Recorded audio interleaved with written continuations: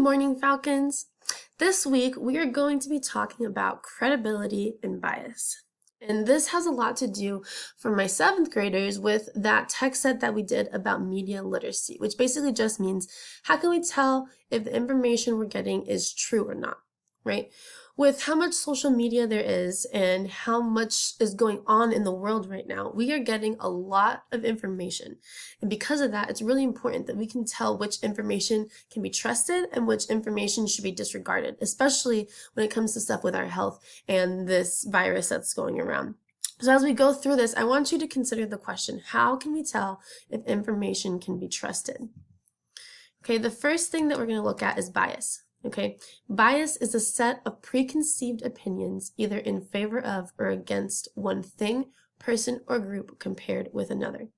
A preconceived opinion means it's an opinion that you made before ever actually getting evidence or facts to support that opinion. So take, for example, Brussels sprouts. If you've never eaten a Brussels sprout in your whole life and you say, ew, Brussels sprouts are gross, right? That's a preconceived opinion. You are making an opinion before actually tasting it and getting evidence to see if you do or you don't like it. You're doing it based on what other people have said. You're doing it based on what you imagine, right? That's kind of like, that's a preconceived opinion, right? When we're talking about bias, we're comparing a couple of things and we're automatically either leaning for or against one side more than the other because of our preconceived opinions. So, for example, let's take FSU versus UF. I am very biased towards FSU. I went to college there. I went to every football game there. I had family that went there. So I will always say that FSU is a better school than UF. Did I ever take a class at UF? No. Did I ever spend more than a weekend there? No. So do I really have enough evidence from both to be able to say FSU is absolutely, without a doubt, fact, better school than UF? No. It's my bias that says that.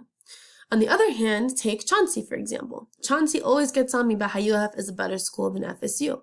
But again, did he take any class at either of them? No. Has he really spent a lot of time at either of them? No. But because of the way he was raised, because of his upbringing, he has a bias towards UF over FSU, and that's fine, okay? Now, another example from our class is with Randall Pompey. So we have heard since the beginning of the year that Randall Pompey is the best basketball player at FSU. And he was saying this before he even played a basketball game with the basketball team, right? Now, does that mean that it's fact? No, right? He didn't have the evidence to prove that he actually is the best basketball player before ever playing with the team. So again, he's biased towards himself because he believes in himself and he knows how he played, even if he doesn't know how necessarily everybody else plays. So when we're looking at articles, we want to try to avoid articles that have bias because when we're reading articles that have bias, that means that the author is typically trying to get us to agree with their side and not really look at the whole picture. So a really easy way to be able to tell if something has bias or not is to look for these three things. So first, generalizations or exaggerations. So this means that we say like something that is like all or nothing. So I'm going to use my FSU example for this. A generalization would be something like everybody in the state of Florida can agree that FSU is the best school in Florida, right? Does everybody really agree with that? No, right? That's a generalization. I'm saying this because I want people to believe it so that they believe my side of it, right? The second thing would be loaded or emotional language. So if I say FSU has a tremendous football team that is far superior to others, or at least it was when I was in school, then again, I'm using this loaded language, right? Tremendous, superior. I'm using these like big, deep meaning words to make people think, again, that it's more factual versus just my opinion. And then the last thing, opinions stated as facts. So, for example, FSU is 100% the best school in the world, right? 100%. Again, I'm trying to put numbers in there to make it seem like it's fact, make it seem like it's proven. But again, is it proven? No, it's still opinion based. The other side of this is credibility. Okay, and the reason that we're talking about both of these together is because they go together. If you are biased in your writing, then your credibility is questioned, because we don't know if you're giving us the information to inform us the way that we want to be informed, or if you're giving us the information to persuade us to believe in your side. Okay, so credibility means the quality of being trusted and believed in. The quality of being trusted and believed in. So I'm going to take a couple of examples and go through them with you. So first, we have The Boy Who Cried Wolf, right? I'm sure we're all familiar with this story, but The Boy Who Cried Wolf is a story of a boy who worked with sheep, and he would get bored and he would lie. He would always go and tell the town, the wolves are here, the wolves are here, and the town would come running out, and they would try to protect the sheep and protect him from the wolves, and then there'd be no wolves, and he'd have himself a laugh. And he did this a couple of times, 2 or 3 times, to the point where the town decided, you know what, we're not going to trust him anymore. We're not going to believe him anymore because he's lied to us too many times. So then a wolf does come. The wolf does come, and he's in danger, and the sheep are in danger. But do the townspeople believe him? No, right? Why was it that he was not credible? He was not credible because when someone is known to lie repeatedly, to lie over and over, people can't tell what's true and what's not true because they've been lied to so many times. And because of that, they can't be trusted, right? Here is another example. In Rick and Morty, Jerry Smith. For this one, I'm going to show you a clip. This clip is from Rick and Morty. So we're going to watch it first, and then I'll ask you a question after.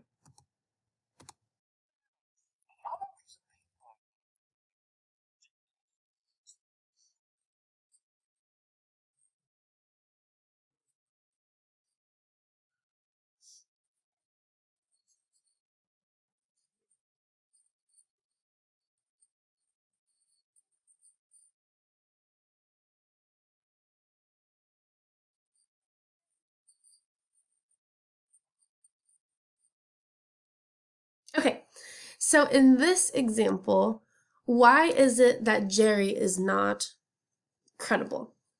Right? In this case, he's disagreeing with facts. He's disagreeing with science, something that has been proven to be true, and he's saying this is not true, which shows that he's not educated on the subject. So because of that, he can't be trusted. Okay, and then let's do one last example. Think about when you're watching a sport, like let's say a football game, and you have people who don't play football telling the players and the coaches how to play. We see it at games, you see it at home sometimes. Maybe you have parents who yell at the TV, right? And you're sitting there saying, well, if you know this game so well, then why aren't you getting paid to tell them what to do, right? Why are they not credible? The reason they're not credible is because they don't actually have experience in it. So while they may seem like they think they know the answers to, they don't actually understand all the ins and outs and how everything works. And so because of that, they can't be trusted. So 3 things that we can look for to make sure that an author is credible is, do they lie? Are they known for lying? Is their information backed up with science or fact? And do they have experience in whatever subject they're talking about?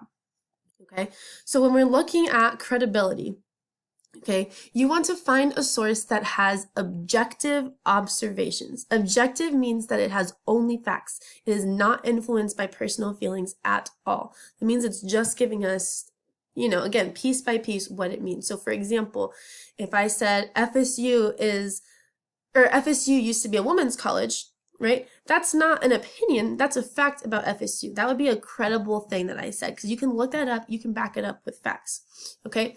So when you're determining if an author or a source is credible, there are 3 questions that you can ask.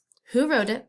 When was it written? And why did they write it? Okay? When we say who wrote it, what that means is we have to look at the author.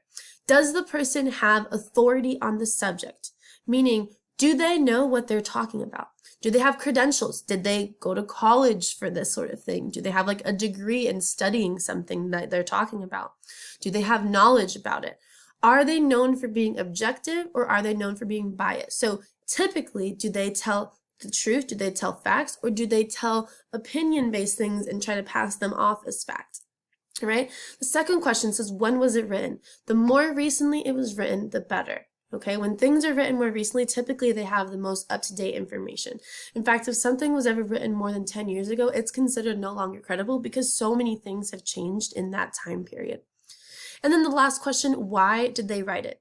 Did they write it to inform or describe something, or did they write it to persuade or entertain something? If they're writing to inform or describe, there's a good chance that it's more credible than something that's written to persuade or entertain because their only agenda is to give you information. Okay, so here is what you are going to do today. On Teams with your instructions for your assignment, I have a link to this video. Okay, this video is a clip of a video about two people giving information about coronavirus and what's going on. Okay, and in the video, the person who made the video is claiming that one person is more credible than the other. What you are going to do is I want you to watch this video, and then using the information that I gave you, I want you to determine why they think that Dr. Fauci is more credible than Mr. Hannity, okay? And that will make more sense once you actually watch the video. There's a link to a Google form, and the form looks like this. So again, I have the link to the YouTube video one more time in case you need to find it. And you only have 6 questions, okay? But you need to answer these questions really well. I'm looking for complete sentences. If you look, every single question, it says write in a complete sentence. If you do not do that, you will lose points on this assignment. And it's only 6 questions, so it's important that you do this the right way. So first, it says, what is Anthony Fauci's job? What is Sean Hannity's job? Which job makes a person more knowledgeable about coronavirus, and how do you know? So you need to answer both parts of the question in order to get full credit. And then, who spoke about coronavirus more recently, and how do you know? Again, both parts of that question. And then, is Anthony Fauci known for being objective or for being biased, and how do you know? Okay, for this one, you might have to do a little bit of research. You might have to go on Google and actually look up, what does he do? Why is he talking about this? And is he someone that I can trust? And then your very last question is a paragraph. So at least 5 sentences, not just one sentence. Why does HuffPost, the creator of the video, think Anthony Fauci is more credible than Sean Hannity? What evidence supports your answer?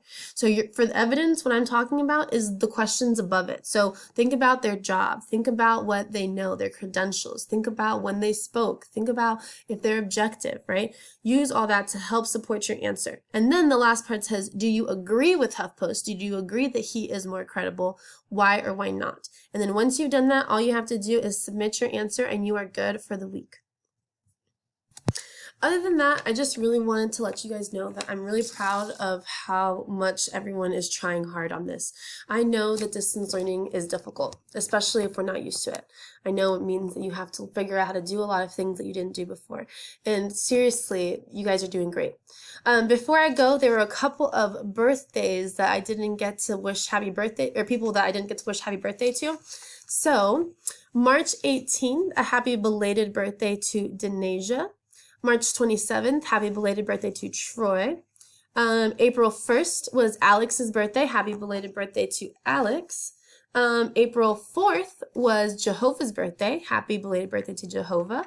The 5th was Dominic. Happy belated birthday to Dominic. Other than that, I will try to keep up with these every week to make sure that you guys are still being recognized. You're awesome. Please let me know if you need any help or anything, and you know that I'm available and I will help you. All right, you guys have a good day.